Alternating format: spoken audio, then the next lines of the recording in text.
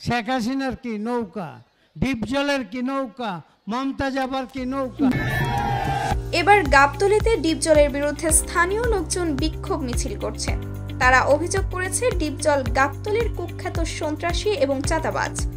এছাড়াও তাকে শেখ হাসিনার ঘনিষ্ঠ সহচর এবং বাংলা সিনেমার অশ্লীলতার জন্মদাতা হিসেবে উল্লেখ করেছেন। কিন্তু আসলেই কি ঘটেছে, কেন এই আন্দোলন?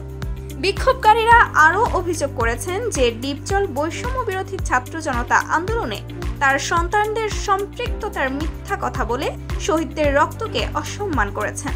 এছাড়াও তাকে আওয়ামী লীগের সুবিধাভোগী হিসেবে উল্লেখ করেছেন এবং ছাত্রদের হত্যার জন্য অর্থ এবং অস্ত্রের যোগানদাতা বলেও আখ্যা দিয়েছেন। ডিপজল শুধু চলচ্চিত্র জগতে নয়, অন্যান্য ক্ষেত্রেও বিতর্কের জন্ম দিয়েছে।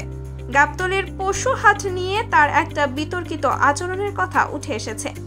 বলা হচ্ছে স্থানীয় এমপির সহায়তায় তিনি গরুর হাট দখল করে নিয়েছিলেন এবং আওয়ামী লীগের বিভিন্ন পদে আসন গেড়েছেন।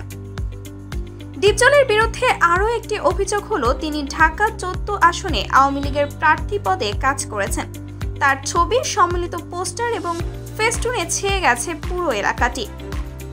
বিক্ষোভকারীরা বলেছেন এখন আর ভুল করলে চলবে না। তার এই পরিবর্তন সবার দৃষ্টিকটু লাগছে এবং এটি নিয়ে সবাই কথা বলছে। ডিপজলের এই দ্বিমুখী দৃষ্টিভঙ্গি নিয়ে আপনি কি ভাবছেন তা অবশ্যই কমেন্টে জানাতে ভুলবেন না।